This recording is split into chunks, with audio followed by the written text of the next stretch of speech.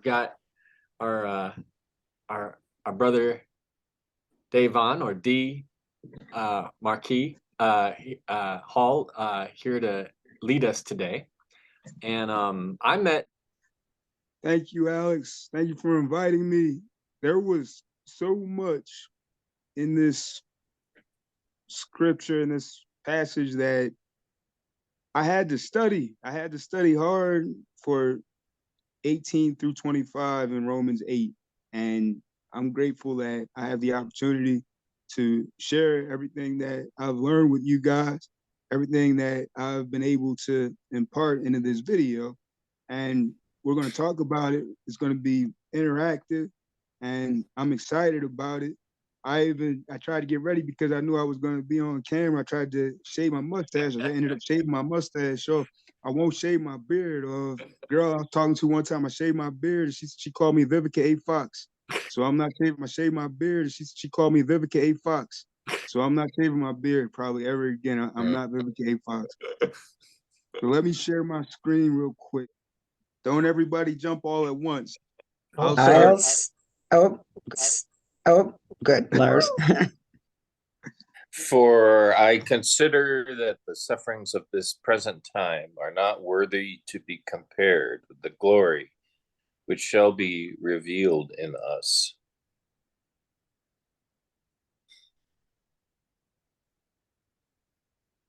For the earnest expectation of the creation, for the earnest expectation of the creation, eagerly, let me try to get this right. For the earnest expectation of the creation eagerly waits for the reveal of the sons of God.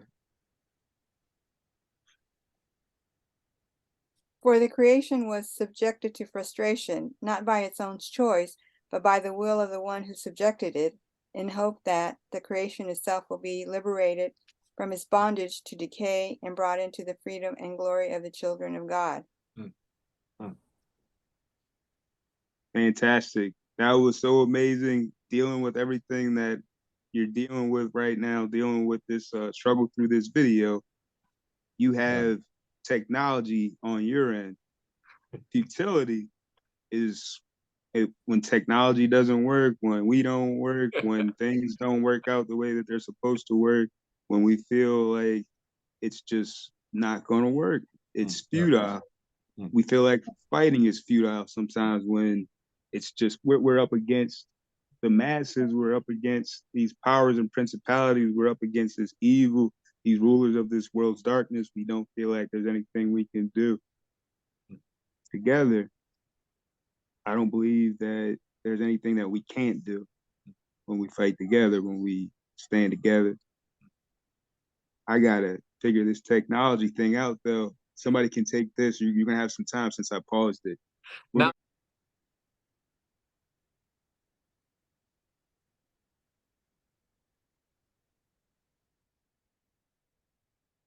For we know that the whole creation groans and labors with the birth pangs together until now.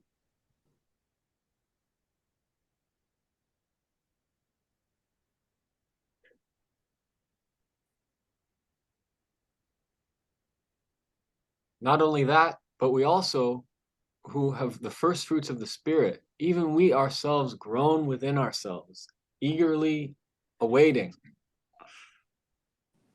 Sorry. The adoption, the redemption of our bodies.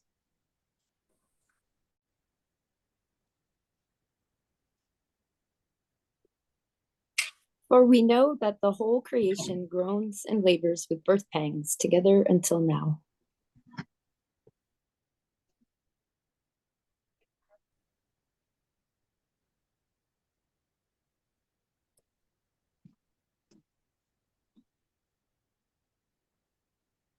Not only that, but we also have the first fruits of the Spirit. Even we ourselves groan within ourselves, eagerly waiting for the adoption, the redemption of our body. Ourselves. I think about the fact that we're all in this place. There's so much pain. There's so much pain in the world. Our spirits, there's so much travail. We don't always know what to do about it. We don't know how we're going to figure it out. We don't know if there's anything that should be done, could be done. And we don't know if what we already did was the wrong thing. And a lot of people, they tell us that it's not right. They tell us that what our efforts, our earnest efforts, what we really meant to do for good wasn't right. And we're not right. So we groan. What do we do? How do we get through this? We have to believe. We have to believe. We have to believe not only in ourselves, but in our creator. We have to believe in this hope that we have for our future, for our families, for our loved ones, for creation, for God's people. We will be better than we are now. There's no way that we can't be. And we have to have that hope. We have to have that assurance. And when we do, the pain that we go through, the groaning, the feeling that we feel that this, sometimes it's horrible. If you're in a place where you don't know what's going to happen next, you don't know if you're going to be kicked out. Jesus never kicks you out. You can never be locked out from Jesus. And our faith that he'll be there for us no matter what. That is reassurance in itself. So I'm gonna keep going with this now. I'm gonna pause it now if I can. So I put the King James on there for 22 for a reason. And I want this video to play the way that it needs to, because the different translations, sometimes they're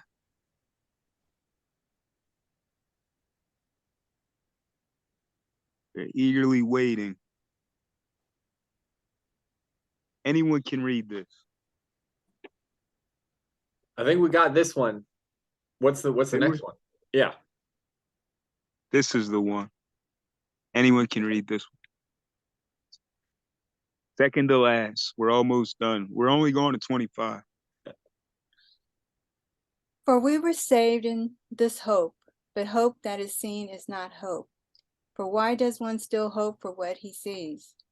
But if we hope for what we do not see, we eagerly wait for it with perseverance. So 25 in King James says, but if we hope for what we see not, then do we with patience wait for it? I thought it was significant because there's no question mark. It's not a question. It's not even a sec. You don't think twice about it when you have faith, when you've really had an encounter with God. Paul wrote this. Paul, we know, had an encounter. We know that Paul saw God and he said, Lord, there was a question mark behind that Lord, though. He didn't know if it was who he knew it was, but he knew it was. So I thank God for real life encounters with God. If anyone has had any real life encounter with God, a significant encounter, I want one person, if anybody feels compelled to share about their one encounter that they've had, please do so now.